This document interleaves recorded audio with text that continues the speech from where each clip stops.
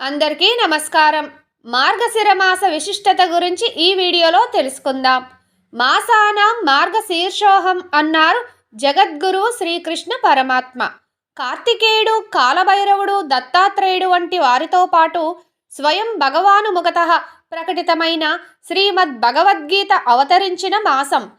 ఈ జగత్తులోని అన్ని విభూతులలోనూ తాను ప్రకటితమైనప్పటికీ కొన్ని అగ్రగణ్యమైన విషయాలలో తన స్వరూపం స్పష్టంగా తెలుస్తుంది అని చెప్పారు.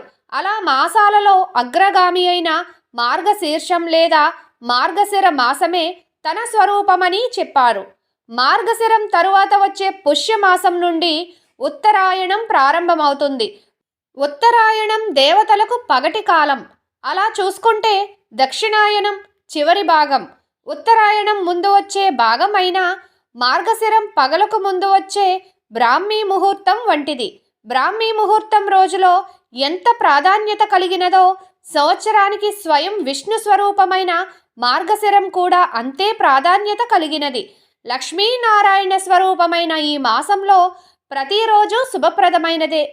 తొలి రోజు కార్తీక మాసమంతా వ్రతాలు చేసిన వారు పోలిని స్వర్గానికి పంపించుట అనగా నదీ స్నానం చేసి దీపాలు వదులుటతో ప్రారంభమవుతుంది.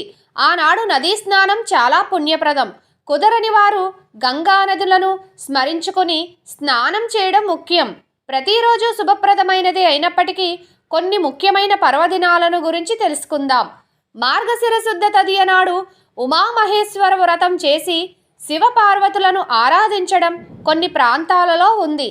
అలాగే మార్గశిర శుద్ధ పంచమి నాడు నాగపంచమి చేసే ఆచారం కూడా ఉంది. కొన్ని ప్రాంతాలలో శ్రావణ మాసంలో, మరికొన్ని చోట్ల కార్తీక మాసంలో ఈ వ్రతం చేస్తారు. మార్గశిర శుద్ధ షష్ఠి సుబ్రహ్మణ్య స్వామి జన్మదినం.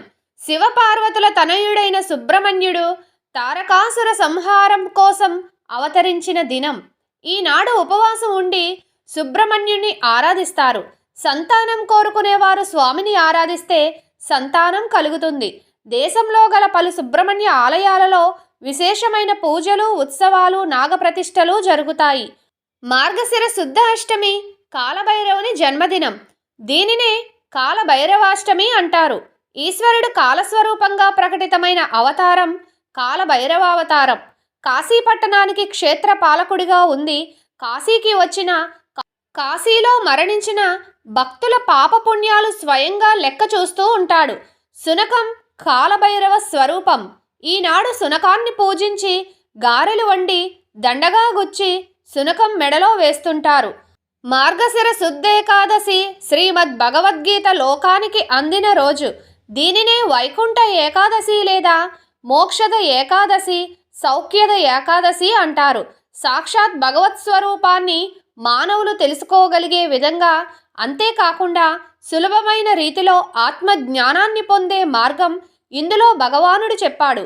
అది ఎవరో ముక్కు మూసుకుని తపస్సు చేసుకునే వాళ్ళకే కాకుండా సంసార సముద్రంలో మునిగి తేలుతున్న ప్రతి ఒక్కరికి కర్మయోగం, భక్తి యోగం, నిష్కామ కర్మలు ఎలా ఆచరించాలి, కర్తవ్యాన్ని విస్మరించకుండానే భగవంతుని చేరే మార్గం, స్వధర్మాచరణ యొక్క ఆవశ్యకత, పరధర్మానుష్ఠానం వల్ల కలిగే విపత్తులు వంటివెన్నో శ్రీకృష్ణ పరమాత్మ మనందరికీ తెలియచెప్పారు. భగవద్గీత నిత్య పారాయణ, నిత్య ఆచరణ గ్రంథమైనప్పటికీ విశేషించి ఈనాడు శ్రీకృష్ణుని తలుచుకుని గీతా పారాయణ, గీతా అధ్యయనం, అనుష్ఠానం చేయాలి. మార్గశిర శుద్ధ ద్వాదశిని మత్స్య ద్వాదశి అంటారు. దశావతారాలలో తొలి అవతారమైన మత్స్య అవతారాన్ని పూజిస్తారు. మార్గశిర శుద్ధ పూర్ణ శ్రీ దత్త జయంతి. దీనినే కోరల పూర్ణిమ, నరక పూర్ణిమ అంటారు. ఈనాడు అగ్నిపురాణం దానం చేస్తే మంచిది. సాక్షాత్ త్రిమూర్తులలోని విష్ణువు యొక్క అంశగా అత్రియనసూయలకు జన్మిన దత్తాత్రేయుడు మౌన సముద్రతోనే ఉపదేశం చేసి పరమ గురువయ్యారు. ప్రకృతిలోని 24 మంది గురువుల వద్ద విద్యను అభ్యసించి ఆత్మ జ్ఞానాన్ని పొందిన మహనీయుడు. ఆత్మతత్వాన్ని లోకానికి ఎరుకపరచి గురువులకి గురువైన అవధూత. ఈనాడు దత్త చరిత్ర పారాయణ చేసి ఆ పరమ గురువుని స్మరించుకుంటారు. మార్గశిర మాసంలో వచ్చే లక్ష్మీ గురువారం నాడు లక్ష్మీదేవిని పూజిస్తే సకల ఐశ్వర్యాలు కలుగుతాయని నమ్మకం. ఆ రోజున స్త్రీలు నియమానుసారంగా లక్ష్మీదేవిని పూజించి వ్రతంలో చెప్పిన విధంగా నైవేద్యం సమర్పించి వ్రతకథను చదువుకోవాలి. అలా ఆ మాసంలో వచ్చే అన్ని లక్ష్మీవారాలు ఈ వ్రతాన్ని ఆచరించాలి. పుష్యమాసంలో వచ్చే మొదటి గురువారం నాడు కూడా లక్ష్మీదేవిని పూజించి ఆనాడు తమ శక్త్యానుసారం ముత్తైదులకి భోజనం పెట్టి పసుపు, కుంకుమ, పువ్వులు, తాంబూలం మొదలగు మంగళ ద్రవ్యాలనివ్వాలి. ఇలా నియమం తప్పకుండా చేసేవారి ఇంట లక్ష్మీదేవి కొలువుంటుంది అని పురాణ ప్రోక్తం. ఇంకా మార్గశిర మాసంలోనే విష్ణువుకి ప్రీతికరమైన ధనుర్మాసం కూడా వస్తుంది. మరి ఈ వీడియో నచ్చినట్లయితే లైక్ చేయండి, సబ్స్క్రైబ్ చేయకపోతే సబ్స్క్రైబ్ చేయండి, తెలిసిన వారికి షేర్ చేయండి. Thank you for watching.